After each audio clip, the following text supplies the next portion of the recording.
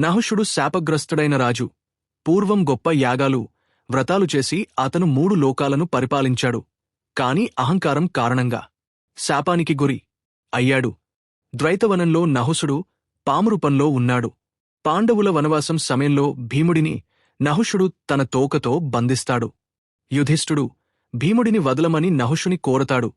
అప్పుడు నాహుషుడు తన ప్రశ్నలకి సమాధానం చెప్తే వదిలేస్తా అంటాడు.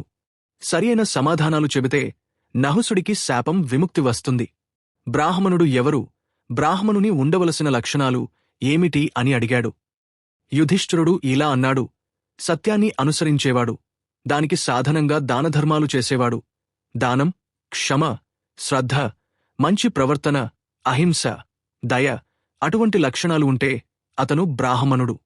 నహుషుడు ఇలా అంటాడు: బ్రాహ్మణుడి లక్షణాలు శూద్రుడిలో కూడా కనిపిస్తాయి. కాని బ్రాహ్మణుడు పుట్టుకతో బ్రాహ్మణుడేనా? అలాగే ఆనందం లేదా విచారం లేని స్థితి ఏదైనా ఉందా? యుధిష్ఠిరుడు సమాధానం ఇస్తాడు: శూద్రుడికి ఆ లక్షణాలు ఉంటే అతన్ని బ్రాహ్మణుడిగా పరిగణించాలి. బ్రాహ్మణుడికి ఆ లక్షణాలు లేకపోతే అతన్ని బ్రాహ్మణుడిగా పిలవలేము. పుట్టుక ముఖ్యం కాదు, ప్రవర్తన ముఖ్యం. అదేవిధంగా ఆనందం లేదా విచారం లేని స్థితి ఉంటుంది. అది పరబ్రహ్మం.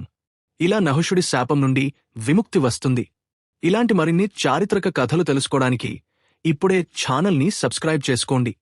నెక్స్ట్ వీడియోలో నహుషుడి కుమారుడు యమతి గురించి తెలుసుకుందాం.